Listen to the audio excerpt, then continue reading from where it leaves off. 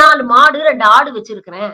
நான் பாட்டுக்கு சந்தோஷமா, நிம்மதியா விவசாயம் பண்ணிட்டு வாழப் போறேன் அப்படின்னு சொன்னவருக்கு, திடீர்னு என்ன ரியல் எஸ்டேட்ல இவ்ளோ இன்ட்ரெஸ்ட்? பாக்குற இடத்தெல்லாம் வாங்கி போட்டு, பிளாட் போட்டு விக்கணும் அப்படிங்கிறதுல ஏன் இவ்ளோ ஆர்வம்? சரி இதெல்லாம் ஒரு பக்கம் இருக்கட்டும். இந்த கேள்விகள திரும்ப திரும்ப கேட்டாலும், அண்ணாமலை கிட்ட இருந்து பதில் வராது அப்படிங்கிறது நமக்கு நல்லாவே தெரியும். ஆனா இந்த ஆள் என்னவோ பெரிய யோக்கியம் மாதிரி, திமுக அரசு ஊழல் அரசு. பாருங்க அவங்க அமைச்சர்கள்லாம் இவ்ளோ சொத்து சேர்த்து வச்சிருக்காங்க. டிஎம்கே ஃபைல்ஸ் பார்ட் 1 ரிலீஸ் பண்றேன் அப்படின்னு ஒரு சீன போட்டாரு. அது டேக் ஆஃப் ஆகல அப்படின்னு உடனே டிஎம்கே ஃபைல்ஸ் பார்ட் 2 ரிலீஸ் பண்றேன் அப்படின்னு ஒரு ட்ரங்க் பெட்டி ஃபுல்லா ஃபைல்ஸ கொண்டு போய் ஆளுநர்ட்ட குடுக்குற மாதிரி ஒரு சீன போட்டாரு. இன்னைக்கு வரைக்கும் டிஎம்கே ஃபைல்ஸ் பார்ட் 1, பார்ட் 2 என்ன ஆச்சுன்னே தெரியல.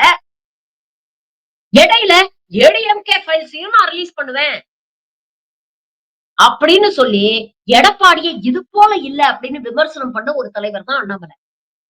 அந்த அளவுக்கு கேவலமா கழுவி கழுவி ஊத்திட்டு இன்னைக்கு வெக்கமே இல்லாம அதே எடப்பாடியை முதலமைச்சர் ஆக்கும் வரை எனக்கு உறக்கம் இல்லை அப்படின்னு மேடையில பேசிட்டு இருக்காரு.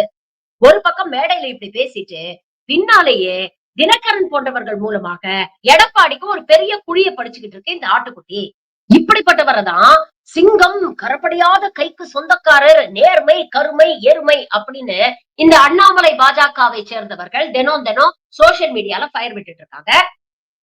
பத்திரிகையாளர்களை ஏன் குரங்கு மாதிரி மரத்துக்கு மரம் தாவறீங்க அப்படின்னு பேசின இதே ஆளுதான் இன்னைக்கு இபிஎஸ் ஃபார் அண்ட் இபிஎஸ் அகைன்ஸ்ட்னு அண்டர் பல்ட்டி அழிச்சிட்டு இருக்காரு. இப்ப இதுக்கெல்லாம் நாம கேட்கலாம் இல்லையா? What is your source of income? Friends கிட்ட பிச்சை எடுத்து மாசம் செலவு பண்ற உனக்கு 4.5 கோடி ரூபாய்க்கு சொத்து வாங்குறது எங்க இருந்து இவ்வளவு பணம்?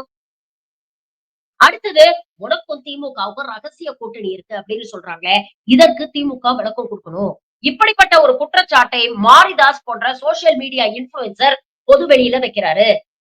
அவருக்கும் அண்ணாமலைக்கும் தனிப்பட்ட விரோதம் இருக்கு அப்படிங்கிறது நமக்கு நல்லாவே தெரியும். ஆனா தொடர்ந்து திமுக மேல விமர்சனம் வைக்கக்கூடிய மாரிதாஸ் இன்னைக்கு இந்த விவகாரத்துல திமுகவையும் இழுத்து விட்டுருக்கிறாரு. அப்ப இந்த விஷயத்துக்கு திமுக அரசும் தெளிவான விளக்கம் கொடுக்கணும் இல்லையா? யாரா இருந்தா என்ன விளக்கம் கேட்கறது நம்மளுடைய கடமை, நாம கேட்போம்.